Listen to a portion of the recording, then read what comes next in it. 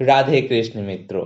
आज के वीडियो में हम भाई दूज की कथा को सुनेंगे। भाई दूज का हमारी परंपराओं में बहुत ही विशेष महत्व है। किस प्रकार एक बहन ने भाई की जान की रक्षा की, इस कथा के माध्यम से हम समझेंगे।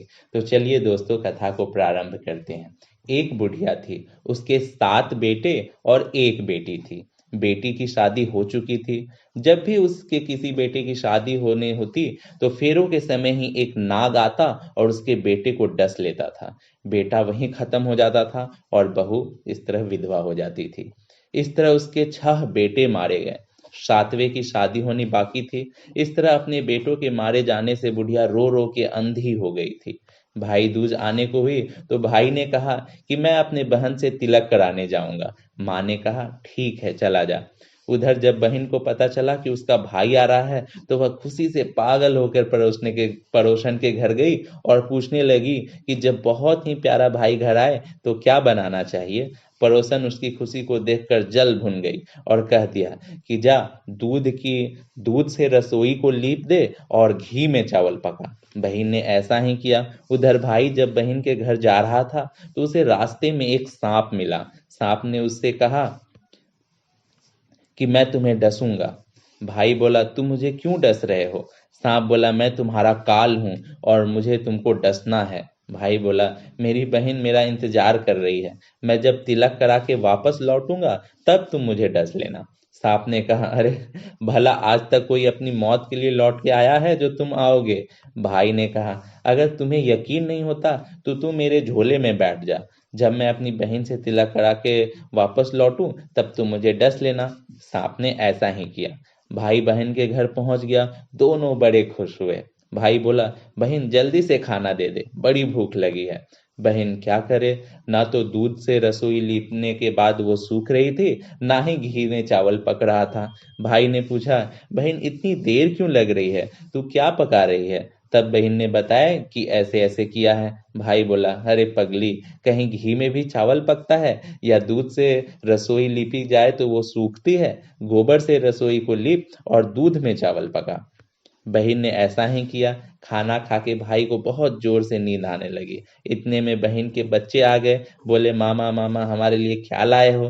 भाई बोला, मैं तो कुछ नहीं लाया। बच्चों ने वह झोला ले लिया जिसमें सांप था। जैसे ही उसे खोला, उसमें से हीरे का हार निकला। बहन ने कहा, भैया तूने बताया नहीं कि तू मेरे लिए इतना सुंदर हार लाया है। भाई बोला, बहना तुझे पसंद है तो तू ले ले, मुझे हार का क्या करना। अगले दिन भाई बोला, अब मुझे जाना है, मेरे लिए खाना रख दे। बहन ने उसके लिए लड्डू बना के डब्बे में रख दे दिए। भाई कुछ दूर जाकर थक कर एक पेड़ के नीचे सो गया। उधर बहन के बच्चों ने को जब भूख लगी तो माँ से कहा कि खाना दे दो। माँ ने कहा, खाना अभी बनने में देर है। तो बच्चे बोले कि मामा का जो रखा है वही दे दो। तो वह बोली कि लड्डू बनाने के लिए बाजरा पीसा था, वही बचा पड़ा है चक्की में, जाकर खा लो।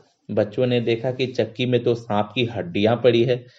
यही बात माँ को आकर बताई तो वह बावड़ी सी होकर भाई के पीछे भागी। रास्ते भर लोगों से पूछती कि किसी ने मेरा गैल बटोई देखा, किसी ने मेरा बावड़ा सा भाई देखा।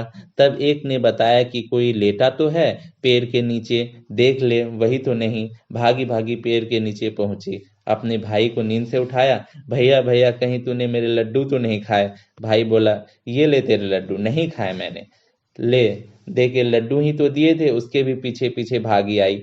बहन बोली, नहीं भाई तू झूठ बोल रहा है, जरूर तूने खाया है, अब तो मैं तेरे साथ चलूंगी।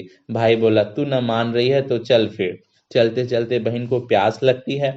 वह भाई को कहती है कि मुझे पानी पीना है। भाई बोला, अब मैं यहाँ तेरे लिए पानी कहाँ से लाऊं? देख दूर तक कहीं चील उड़ रही है, चली जा वहां, शायद तुझे पानी मिल जाए। तब बहन वहां गई और पानी पीकर जब लौट रही थी तो रास्ते में देखती है कि एक जगह जमीन में 6 शिलाएं गड़ी हैं और एक बिना गढ़े रखी हुई थी। उसने एक बुढ़िया से पूछा कि ये शिलाएं कैसी हैं?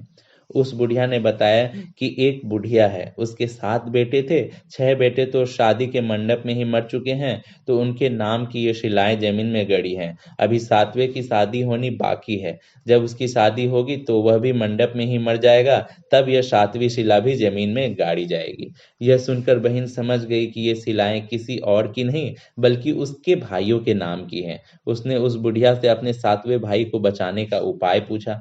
बुढ़िया ने उसे बतला दिया कि वह अपने 7वें भाई को कैसे बचा सकती है। सब जानकर वह वहां से अपने बाल खुले करके पागलों की तरह अपने भाई को गालियां देती हुई चली। भाई के पास आकर बोलने लगी, तू जो जलेगा कुटेगा मरेगा। भाई उसके ऐसे व्यवहार को देखकर चौंक गया, पर उसे कुछ समझ नहीं आया। इसी तरह दोनों भाई बहन माँ के घर पहुंच गए। थोड़े समय के बाद भाई के लिए सगाई आने लगी, उसकी शादी तय हो गई। जब भाई को सहरा पहनाने लगे तो वह बोली, इसको क्यों सहरा बंधेगा, सहरा तो मैं पहनूंगी, ये तो जलेगा मरेगा। सब लोगों ने परेशान होकर सहरा बहन को दे दिया। बहन ने देखा उसमें कलंगी की जगह सांप का बच्चा था। बहन ने उसे निकाल के फेंक दिया। जब जब घोड़ी चढ़ने की बारी आई तो बहन ने फिर से जिद किया कि ये घोड़ी पर क्यों चढ़ेगा, घोड़ी पर तो मैं बैठूंगी, ये तो जलेगा मरेगा, इसकी लाश के चील कौवे खाएंगे। सब लोग बहुत परेशान हुए, सब ने उसे घोड़ी पर भी चढ़ने दिया। जब जब बारात चलने लगी तो बहन ने बोली, ये क्यों दरवाजे से निकलेगा, ये तो पीछे के रास्ते से जाएगा, दरवाजे से तो मैं निकलूंगी। इस तरह वह जिद करने लगी। जब वह दरवाजे के नीचे से जा रही थी तो दरवाजा अचानक से गिरने लगा। बहन ने एक ईंट उठाकर अपनी चुनरी में बांध कर रख लिया। दरवाजा वहीं की वहीं रुक गया। सब लोगों को बड़ा अचंभा हुआ। रास्ते में एक जगह बारात रुकी तो भाई को पीपल के पेड़ के नीचे खड़ा कर दिया। बहन कहने लगी कि ये क्यों छांव में खड़ा होगा, ये तो धूप में खड़ा होगा, छांव में तो मैं खड़ी होंगी। जैसे ही वह पेड़ के नीचे खड़ी हुई, पेड़ गिरने लगा। बहन ने एक पत्ता तोड़कर अपनी चुनरी में रख ली, पेड़ वहीं का वहीं रुक गया। अब तो सबको विश्वास हो गया कि बावली कोई जादू टोना सीख कर आई है, जो बार बार अपनी भाई की रक्षा कर रही है। ऐसे करते करते फेरों का समय आ गया। जब दुल्हन आई तो उसने दुल्हन के कान में कहा, अब तक तो मैंने तेरे पति को बचा लिया, अब तू ही अपने पति को अपने ही साथ अपने मरे हुए जेठों को बचा सकती है। फेरों के समय एक नाग आया। वो जैसे ही दूल्हे को डसने को हुआ, दुल्हन ने उसे एक लोटे में भरकर ऊपर से प्लेट से बंद कर दिया। थोड़ी देर बाद नागिन लहर लहर करती हुई आई। दुल्हन से बोली, तू मेरे पति को छोड़। दुल्हन बोली, पहले तू मेरा पति छोड़। नागिन ने कहा, ठीक है, मैं तेरे पति को छोड़ा। दुल्हन, ऐसे नहीं, पहले 3 बार बोल। नागिन 3 बार बोला, फिर बोली कि अब मेरे पति को छोड़। दुल्हन बोली, एक मेरे पति से क्या होगा, हंसने बोलने के लिए जेठ भी तो होना चाहिए, एक जेठ को भी छोड़। नागिन ने जेठ को भी प्राण दे दिए। फिर दुल्हन ने कहा, एक जेठ से लड़ाई हो गई तो एक और जेठ छोड़, वो विदेश चला गया तो तीसरा जेठ भी छोड़। इस तरह एक एक कर दुल्हन ने अपने 6 जेठ जीवित कर लिए। उधर रो रो कर बुढ़िया का बुरा हाल था कि अब तो मेरा 7वां बेटा भी बाकी बेटों की तरह मर जाएगा। गांव वालों ने उसे बताया कि उसके 7 बेटे और बहुएं आ रहे हैं।